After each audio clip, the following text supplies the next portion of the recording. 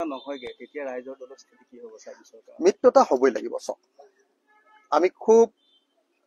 আপোনাৰ গৌৰৱ গগৈ যিদিনাৰ পৰা সভাপতি হৈছে প্ৰদেশ কংগ্ৰেছৰ সেইদিনাৰ পৰা ৰৈ আছো মিত্ৰতা হ'ব লাগে আৰু এটাও বাক্য আমি কোৱা নাই তেওঁৰ পৰা এটা উত্তৰ পাবৰ কাৰণে কিন্তু তেওঁ যি ধৰণে বিলম্ব কৰিছে এই বিলম্বিত ৰেছপন্সে বিলম্বিত সঁহাৰিয়ে অসমৰ মানুহক সাংঘাতিক ধৰণে উৎকণ্ঠিত কৰি ৰাখিছে তেওঁ কিয় বিৰোধী পক্ষৰ লগত এতিয়ালৈকে কথা পতা আৰম্ভ কৰা নাই কিয় এবাৰো কোনো বিৰোধী পক্ষৰ মানুহলৈ এটাও ফোন কৰা নাই কিয় এবাৰো ক'তো জেচাৰ দেখুওৱা নাই বিৰোধী পক্ষৰ প্ৰতি ভাল জেচাৰ এটা কেতিয়া কিয় দেখুওৱা নাই কংগ্ৰেছে সঁচকে এইবাৰো আকৌ বিজেপিক শাসনত দিবৰ কাৰণে তেওঁলোকৰ নিজৰ অহংকাৰৰ জৰিয়তে বিজেপিক শাসনত দিবৰ কাৰণে আকৌ ব্যৱস্থা কৰি দিব নেকি তো এইটো অত্যন্ত চিন্তনীয় বিষয় আৰু সেইকাৰণে মই আশা কৰিম যে কংগ্ৰেছে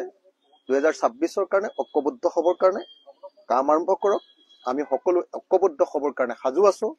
কোনেও এইটো ভুল বুজিব নালাগে যে ৰাইজৰ দলে নিজৰ সিট পাবৰ কাৰণে কংগ্ৰেছৰ লগত ঐক্যবদ্ধ হ'বৰ কাৰণে আমি বৰ আশা পালি ৰৈ আছো এনেকুৱা ভাবিব নালাগে আমি এই বুলিহে আশা পালি ৰৈ আছো যে 2026 চনত আমি বিজেপিক পৰাভূত কৰিম আৰু বিজেপিক পৰাভূত কৰাৰ স্বাৰ্থতে আমি 2026 চনত আমি ঐক্যবদ্ধ হ'ব লাগিব বিৰোধী ঐক্যবদ্ধ হ'ব লাগিব আৰু হিমন্ত বিশ্ব শৰ্মাক আমি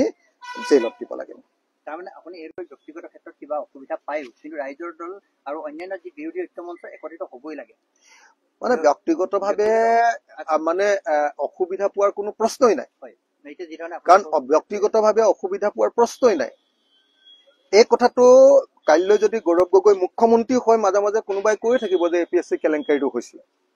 সেইটোতো নাইকিয়া কৰি দিব নোৱাৰে অসমৰ কাষৰ পৰা সেইটোতো মাজে মাজে ওলাই থাকিবই